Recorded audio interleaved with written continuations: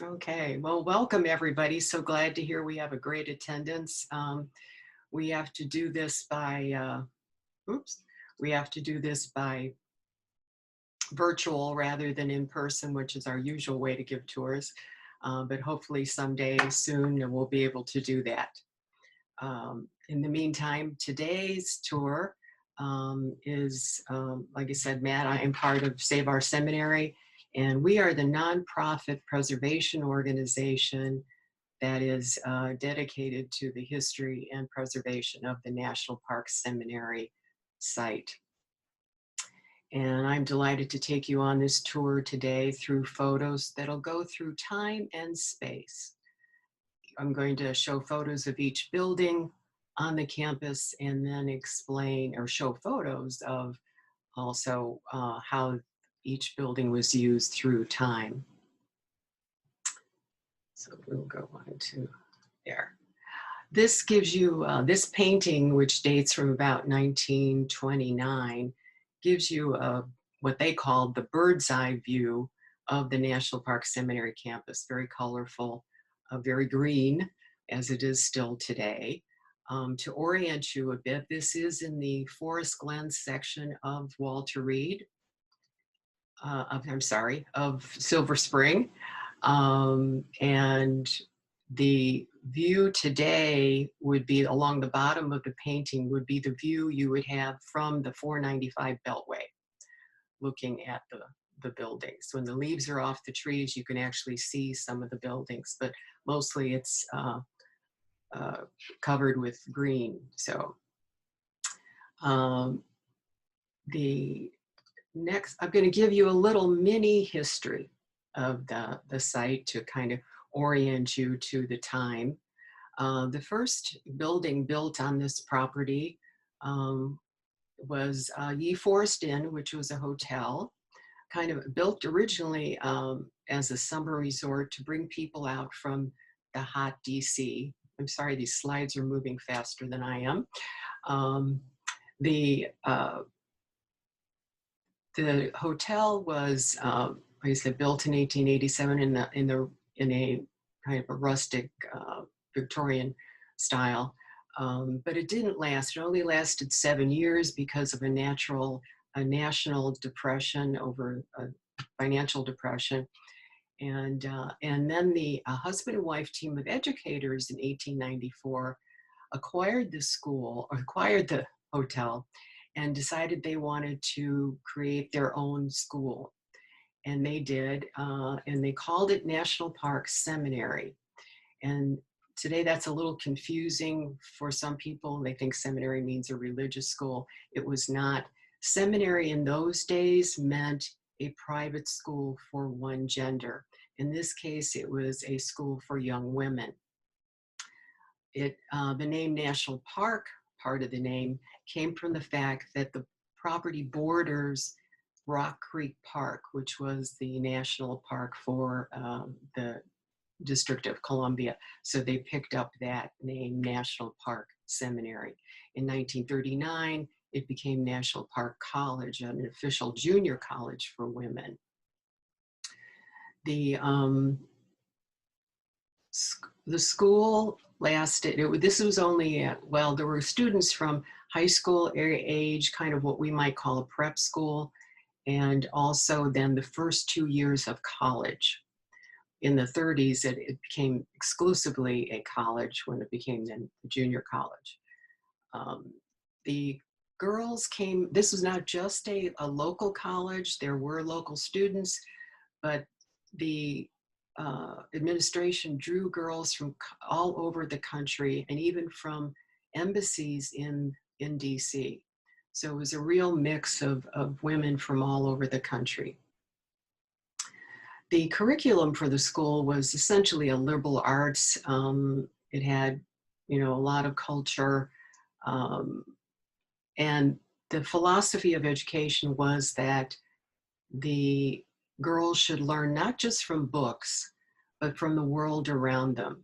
And they did that through their physical environment of the buildings, which you will see are interesting, the furnishings, bringing speakers in from all kinds of things, cultural activities. The enrollment of the school changed as social change came. During the Roaring Twenties, were the golden years of the school. The enrollment got up to 400 students. During the Depression years, it went down to 100 students. And then in 1942, a dramatic change. The school was taken under the War Powers Act by the Army, and it became the Walter Reed Army Hospital Annex in Forest Glen.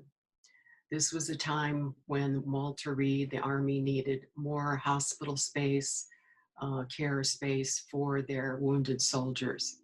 So the Forest Glen Annex became the rehabilitation center for Walter Reed, which was based, the hospital was based in DC. Walter Reed used the property for World War II, Korea War, and the Vietnam War.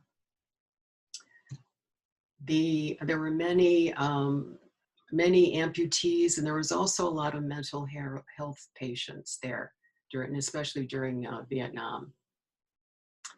The soldiers there were rehabilitated not to go back to war, but to go back to civilian life. So there was a fair amount of occupational therapy done and vocational therapy so that the soldiers would be prepared for civilian life once again. It was in the 1970s that another change happened. In 1972, Maryland declared the site a National Register Historic District. So the whole original seminary campus became a historic district unto itself. In 1977, the Army moved all the patients from Forest Glen back to DC because they had built a new hospital there that could house them. So there were no longer patients out in Forest Glen, and that was the beginning of the decline of the buildings and the overall campus. With empty buildings, the Army had lack of use, therefore not interested in putting much funding into that. In 1989, Save Our Seminary formed to try to save these unusual, interesting, historic buildings.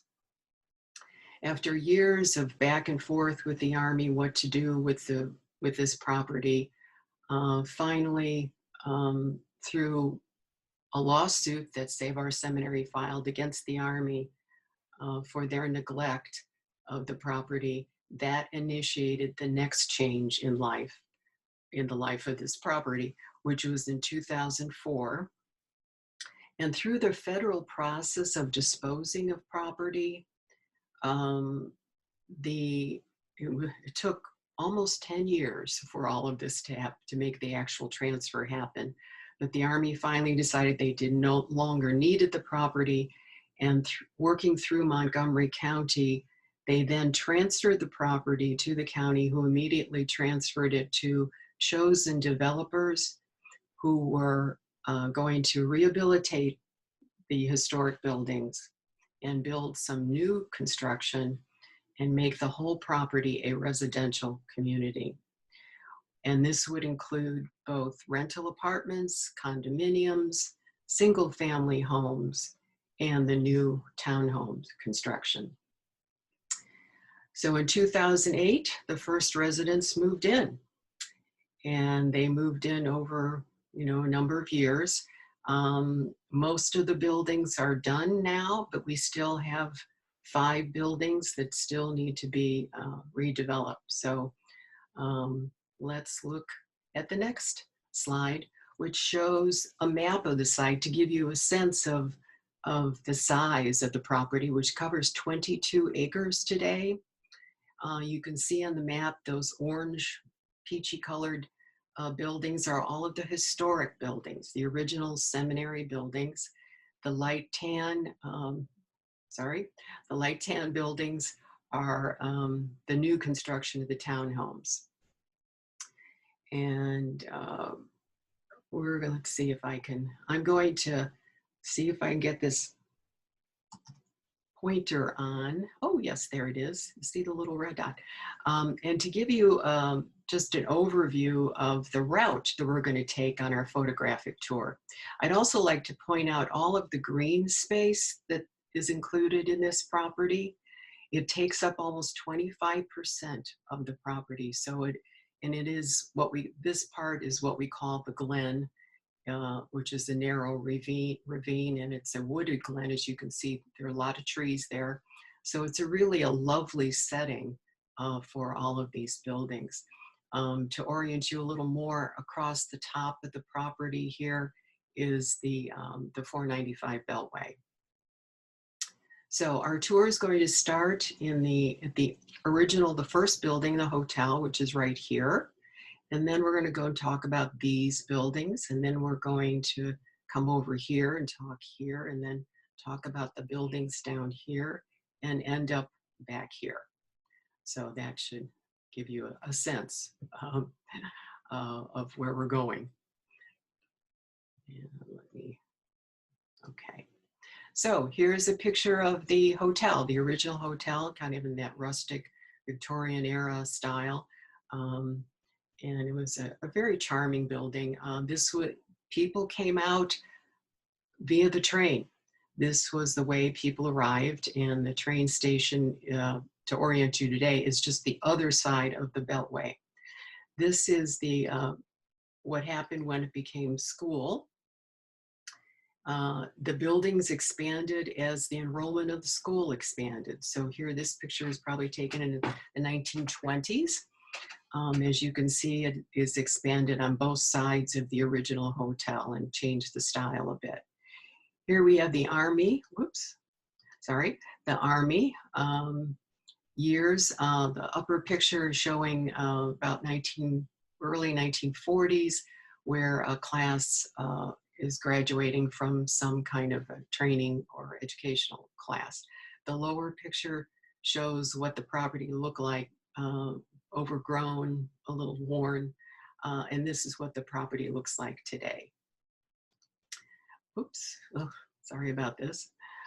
There, in beautiful shape. This building is now the rental apartment building, and there are 66 apartments in this building. And when it was the school, this was the main building this was like the administration building, but there were also dormitories on the second floor, and probably also some classrooms on this. And the main thing in this, all right, building was the dining room. And this is the dining room during the school year. It's very beautiful. It was also a dining room for the hotel, with that massive fireplace and the Chippendale chairs, and it was just a charming place. This is what it looked like during the Army years, much more practical, and they called it the mess hall. Unfortunately, that's kind of how they left it, kind of messy. Even though you see these beautiful wood columns, it looks quite warm, and they literally walked away, left kitchen equipment sitting in the middle of the room. So this is what the dining room, the original dining room, looks like today. And this serves as the community room for all of the residents who live at National Park Seminary today. It's just a beautiful view of what it did look originally, and is really one of the warmest, charming rooms in the property. One of my favorite places. It also has a fitness area off to one side for the residents to use. If we go out the door of the dining room and down the hall, this is the main hall of the main building. And you can see it was during Victorian era, highly decorated with sculptures and upholstered furniture. If we continue down the hall, we're going to see, this is what it looked like just before, when the Army left. Very poor condition. Walking through asbestos, I'm sure we were for years, with ceiling falling down. But this is what it looks like today. A very warm, inviting place for your apartment. At the end of that hallway where that white door is in the center, if you open that, you go into the ballroom. The ballroom is one of the, I would say, the grandest building on site. It was built, the last building the school built in 1927. You can see the girls dancing here because obviously this is an all-girls school. They did bring in dates, however. Whoopsie, sorry about this. Brought in dates for the men for the girls to dance with when they had events.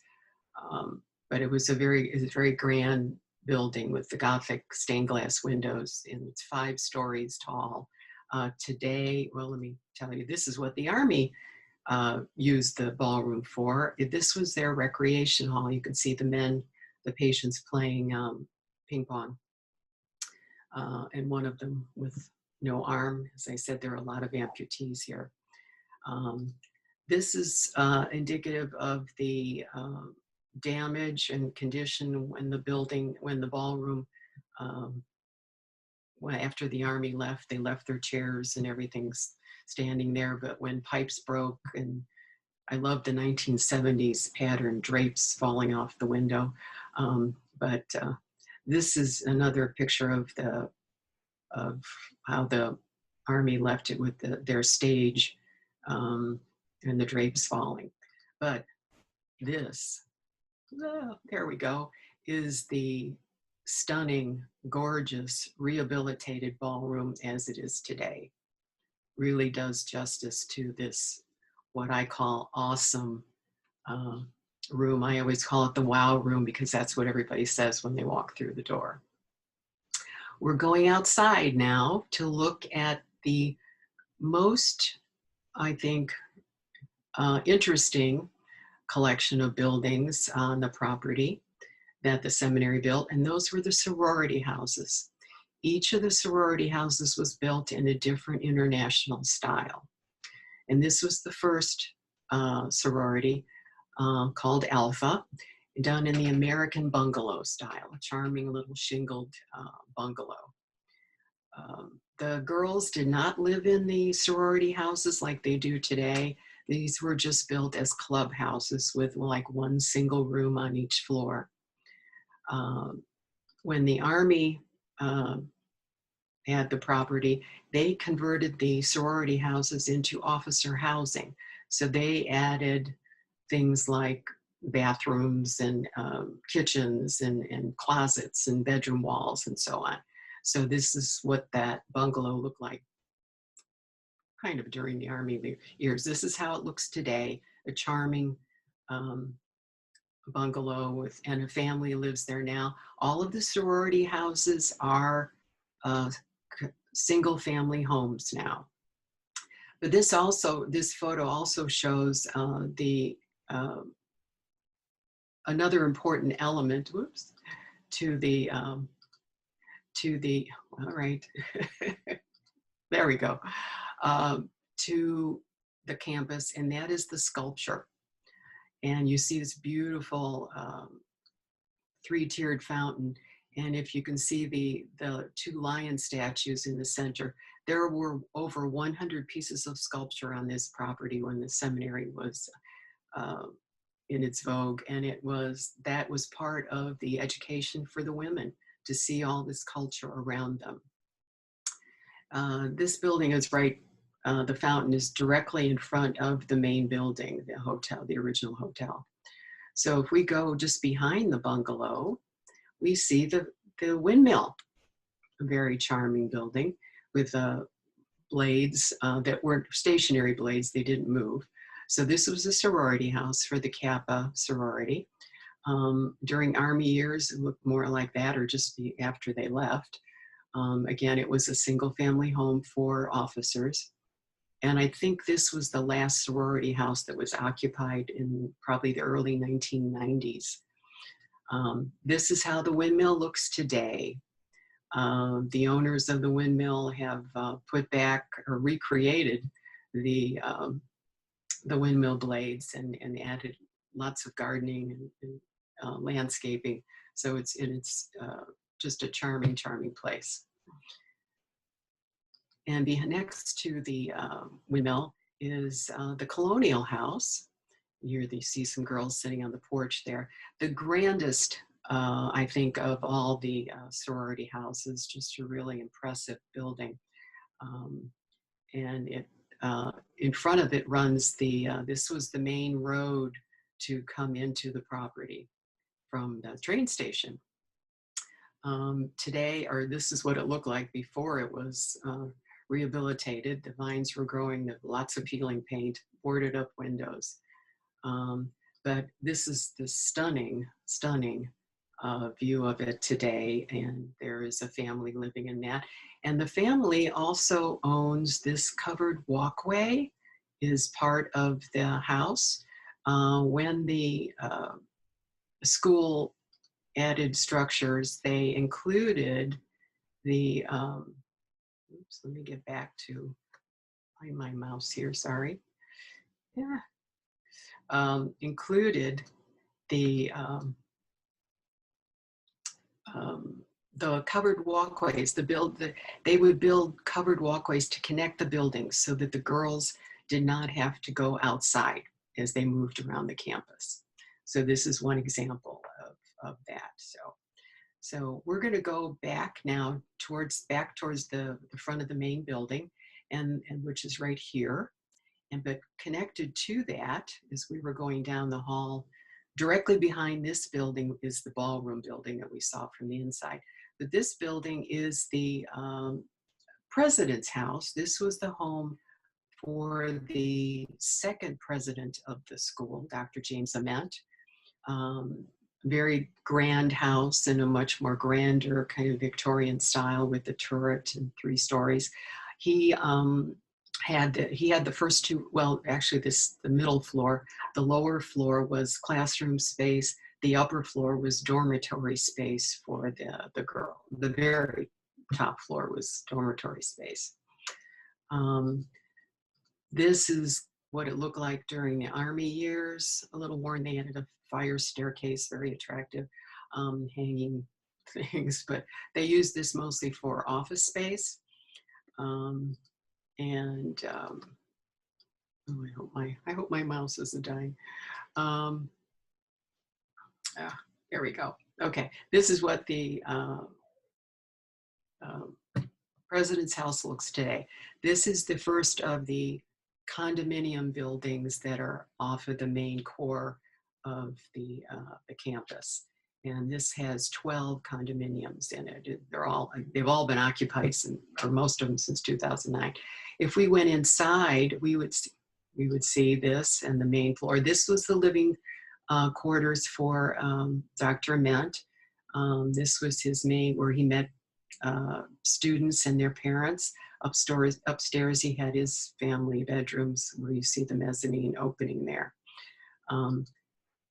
This is what the President's House lobby today is for the condominiums. A very charming, warm, welcoming place. Next to President's House is Senior House, and Senior House was actually attached to the back corner of President's House, and it connected through a main hallway. But Senior House was called Senior House because the girls were called juniors and seniors for the 2 years that they were students there. And Senior House was the dormitory for the senior students. Very charming, and you can see the girls all over the steps. This is what Senior House looked like during the Army years. Unfortunately, they put this rather unattractive, inappropriate architecturally brick fire staircase for their use during the Army years. And the Senior House covers this whole building there. But very soon, it didn't take long, as you can see, this back corner right here is is, all right, there, um, is sloping down. It's sinking. And that's the reason. The floors and ceilings were falling down. And the reason was the water. Pipes were breaking, no heat in the building, ice formed, and that all that moisture just took its toll. What was required during the redevelopment was that the building had to be propped up and roof had to be removed and a crane had to pull out all of the debris that had fallen all the way down to the basement. Senior house was probably the building most damaged. Here's another shot of it where the front facade had to be essentially redone. And you can see the sagging porch. This was the worst section right here. They've already taken off part of the roof. They actually even had to cut off the top roof of the turret, put it on the ground until they could rebuild this tower, and then they put it back. It was a lot of work, but this is what saved it. This is how it came back to life. It looks gorgeous. And that again, this is a condominium building. And you can see over here on the side, the next, we're going to go inside senior house first, just to show you, this is the lobby or reception room for senior house for the girls when it was a dormitory. That fireplace is important because this is what pretty much held up the whole building while it was falling down from second floor to the basement. But today it is all put together. Humpty Dumpty is put back together again. So the building next to senior house and annex, an extension of the building, is the Music Conservatory. This was an educational section for the music. It was a big part of the school's curriculum.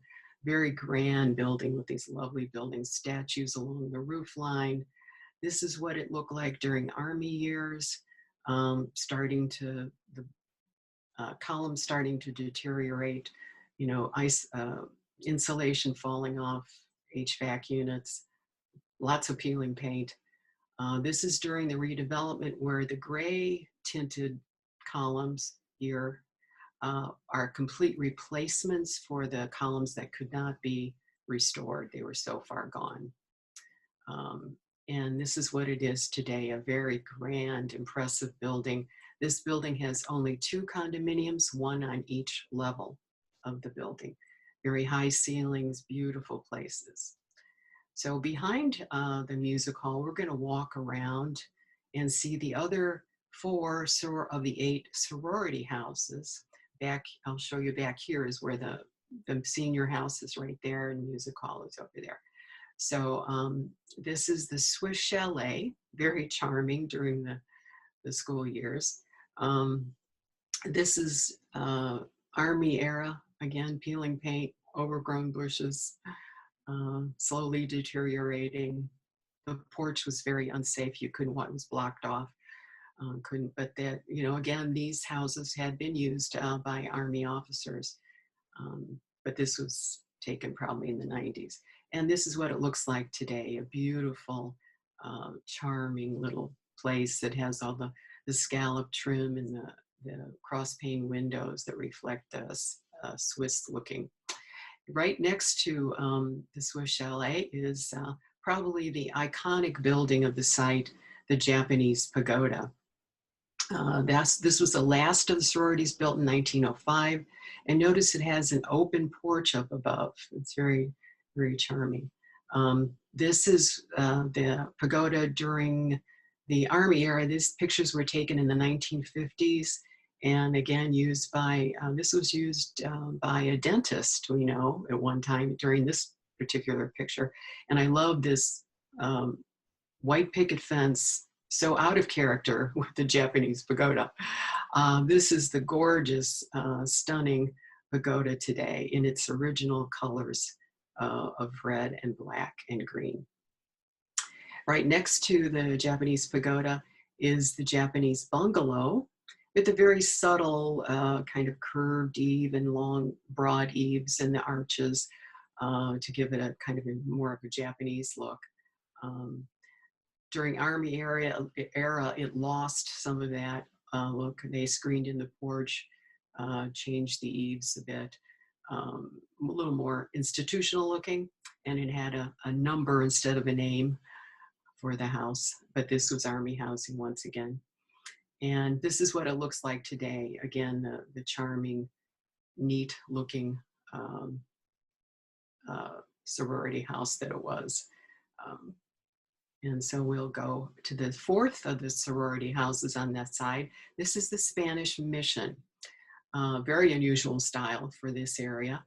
And you will see both the front and side view of it is very charming, very typical of that style. This is what the Army did to it. Unfortunately, about the only building it dramatically changed. You know, it made it a pitched roof, got lost the Spanish look here, completely removed a window, made wood post, lost the arches, but thankfully, a developer who bought this brought it back to really a beautiful, beautiful look of its original. And notice also it comes with an Indian statue.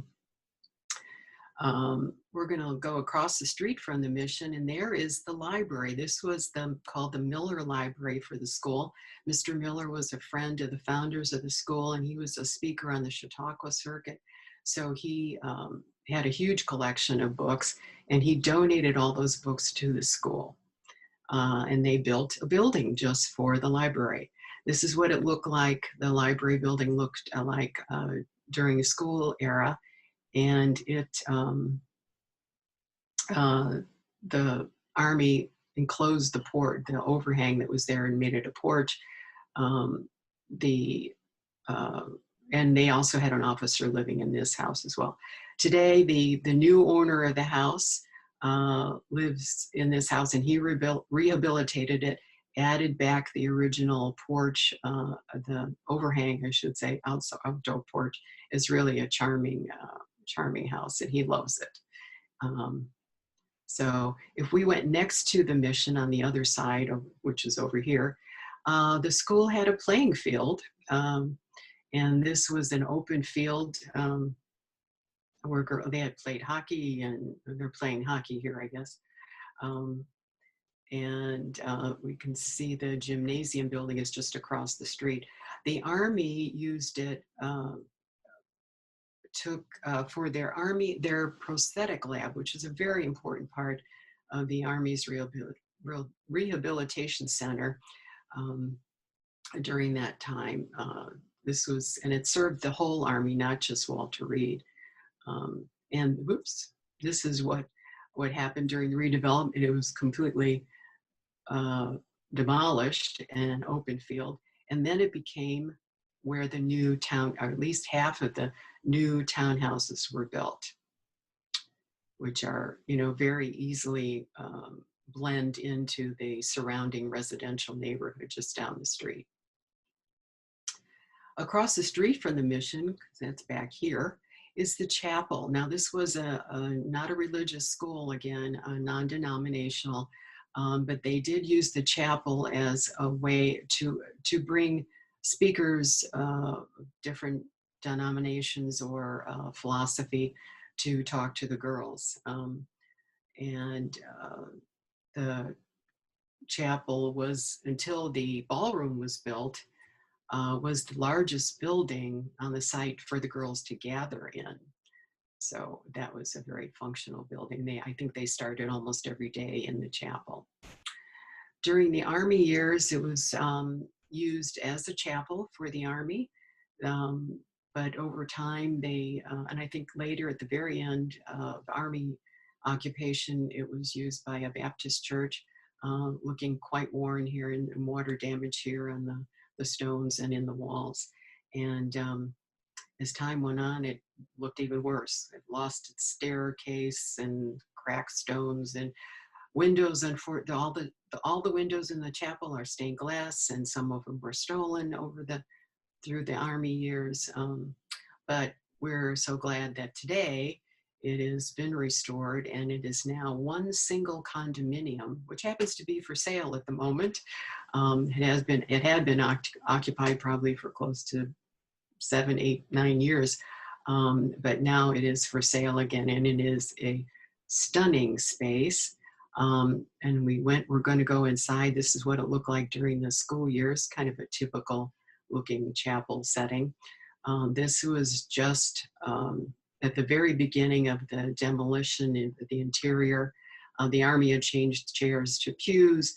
This darkening on the wall is mold marks, so it was a very moldy place. But today, this was before it was lived in, but this was right after the restoration of it. Very stunning, beautiful, these gorgeous scissored cross beams in the roof and the stained glass windows. And this is a dining kitchen area and the stage there. So, and this is the, I guess you would call the altar area with the stained glass again. And what was added, can't quite see in this photo, but a curved staircase to reach up to a loft space. But this is a really stunning, beautiful building inside. Next, and connected and next to the chapel, which is around the corner here, was Aloha House. And Aloha House was the home of the original founders of the school, which was first just this part of the building, a simple bungalow. But very soon, as the enrollment of the school expanded, so did the buildings. And so the building expanded here to the left to become a dormitory for the junior girls, the first-year students. Very simple wooden porch. But when Dr. Ament, the second owner of the school, came on, he changed the building to kind of match with the architectural style of the times and created a much more classical looking building with this balustrade and the caryatid statues of women with the arched brick arches. So it was very grand looking. And this is started to look a little forlorn during the Army era. Statues still there though, but the balustrade gone, replaced by a metal railing for the Army. But this is what it looks like today. And it was the first of the buildings rehabilitated by the developers, the historic buildings. And this was this is also condominiums. There are 7 condos in this building. And now we're going to, next to the Aloha House, which is just to the right of the picture, the school had this covered walkway again to protect the girls so they could walk from building to building. This was the gymnasium, and quite a grand building for just a gym. But physical education was very important for the well-rounded education of the girls, of not just mind but body. And this was built in 1907. But originally, when the school started, it even had carved out a room in the original old hotel for a gymnasium, but by 1907 they needed a separate building. And this was very progressive. Oops. Inside the gym was, on the upper level was a main gym floor. It had a mezzanine balcony that went around the whole room. It was used for basketball. Here you can see the girls viewing, overlooking the game. On the lower level, swimming pool, gorgeous tile trim to the swimming pool. And a 2-lane bowling alley, which bowling apparently was one of the favorite sports for the girls. What happened though during Army era, in 1940s, actually, the Army used the gymnasium, not as a gym, but they converted it to a, a movie theater and used it for many years. They still had the swimming pool there. They had put the movie theater in the upper floor. But little by little, by time of Desert Storm, the Army still owned the property, but it got so bad that the roof leaked. And what the Army did was, was to prop up the falling roof with this structure here. But you can see behind there that the water damage caused literally the facade to start collapsing little by little, so that there were gaping holes. But we are thrilled that probably 2 or 3 years ago now, the gymnasium is beautiful and stunning and impressive as it was originally when the seminary had it and created it. So, and this building is also condominiums. There are 12 condominiums on 2 levels. The upper levels are loft units, so they have soaring upper levels that go all the way up to the ceiling, the original ceiling of the gymnasium.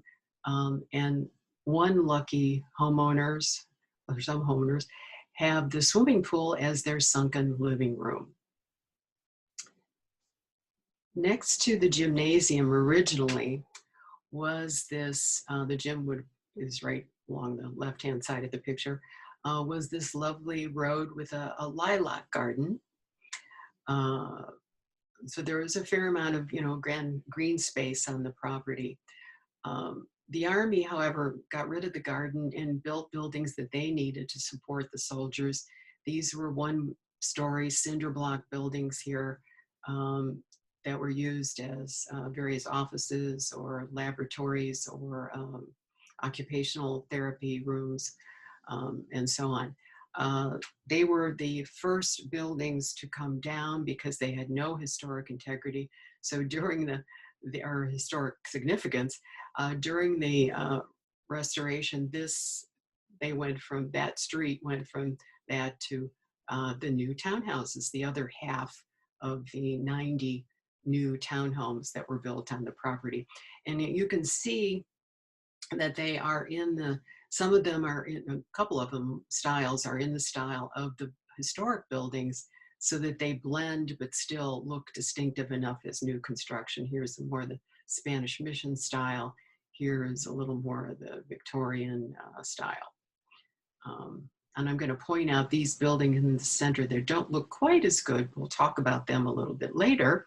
But to the left of behind these townhouses on the left, are I'll get my directions right, are the most recent buildings to be completed on the property.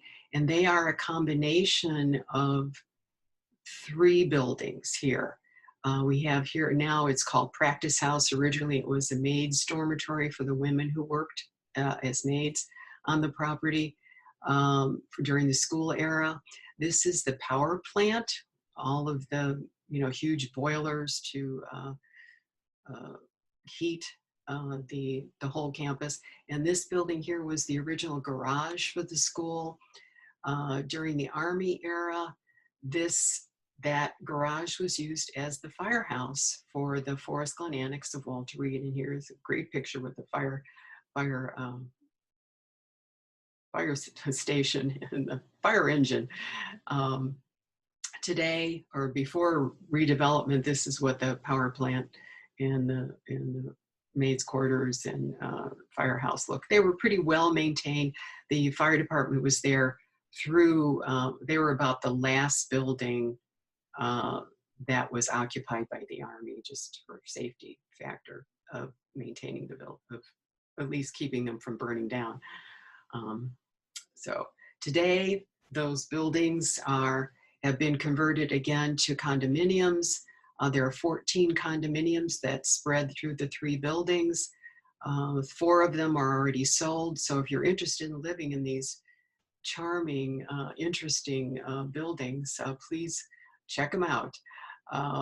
This again is the original maids' quarters. And this is a very interesting building because behind it is another building that was added later, but today it is all one building, but very different styles.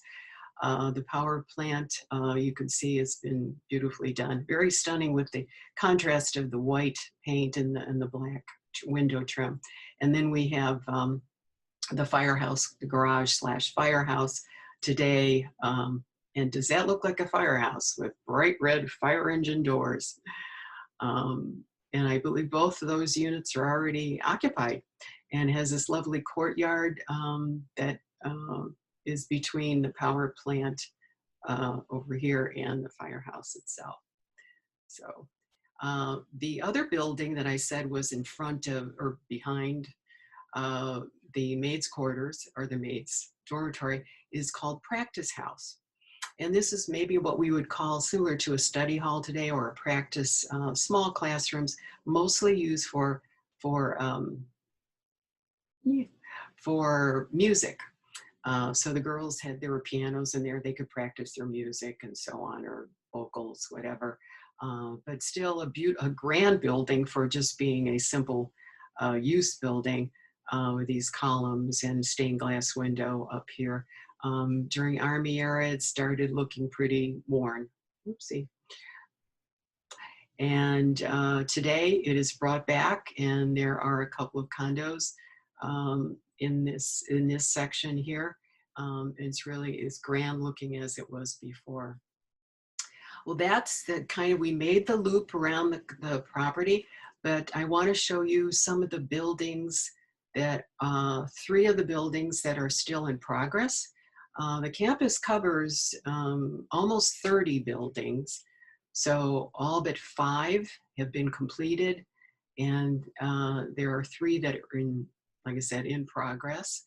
And that where I was showing you the street of townhomes, and I pointed out the shorter buildings.